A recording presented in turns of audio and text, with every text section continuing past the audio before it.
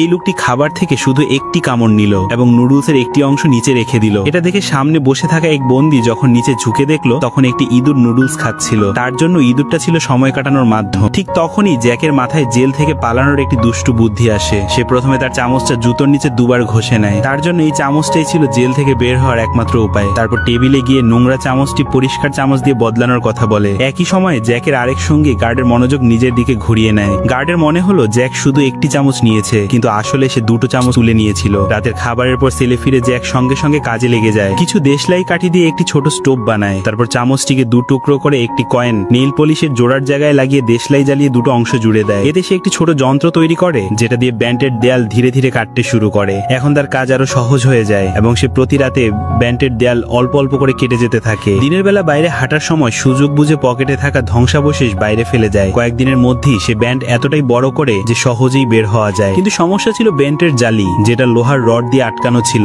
সরানো কঠিন ছিল, কিন্তু জ্যাক অল্প জোরে আঘাত করতে জালিটি খুলে যায়। এরপর সে কাঠ দিয়ে একটি নকল ব্যান্ড বানিয়ে দেয়ালের রঙের সাথে মিলিয়ে রং করে দেয় যেন দেখতে একদম আসল মনে হয়। তারপর নিজের মাপের একটি ডামি মাথা তৈরি করে মানুষের মতো রং করে সেই রাতেই সেটাকে বিছানায় রেখে দেয় যেন মনে হয় জ্যাক সেলেই ঘুমাচ্ছে। জালি সরিয়ে সে ধীরে ধীরে ব্যান্ডে ঢুকে পড়ে। ভেতরে গিয়েই বাইরে থেকে জালিটি আবার ঠিক আগের মতো লাগিয়ে দেয় যাতে কেউ সন্দেহ না করে। জেলের পেছনে অনেক পাইপ ছিল। জ্যাক একটি সরু পাইপ ধরে উপরে উঠে যায়। ব্যান্ড থেকে বেরিয়ে এসে ছাদে উঠে পড়ে, কিন্তু সেখান থেকেও বের হওয়ার কোনো পথ ছিল না। ঠিক তখন সে উপরে একটি স্কাইলাইট দেখতে পায়, কিন্তু এর উচ্চতা ছিল 3 মিটার। একই সময় একজন গার্ড বন্দীদের দেখতে আসে। পাশে একজন বন্দী ছবি আঁকছিল। গার্ড তাকে বলে, জ্যাক আজ এত তাড়াতাড়ি ঘুমিয়ে গেল কেন? বন্দী উত্তর দেয় তার শরীরটা ভালো ছিল না। এমন সময় গার্ডের লাঠি পড়ে যায়। সেটা তুলতে নিচে ঝুঁকতেই তার চোখ পড়ে জ্যাকের সেলের দিকে। এত শব্দ হওয়ার পরও সে নড়েনি। তার সন্দেহ বাড়তে থাকে। সেলের ভেতর হাত ঢুকিয়ে সে দেখে জ্যাকই ঘুমিয়ে আছে, কিন্তু জ্যাক হার মানার মানুষ ছিল না। পরের দিন সে তার একজন সঙ্গীকে উপরে নিয়ে যাওয়ার সিদ্ধান্ত নেয়। রাতে আবার তারা দুজন ছাদে যায় এবং লোহার শক্তি শিকগুলো পরীক্ষা করে। এখন তাদের সামনে আরো একটি বড় সমস্যা ছিল,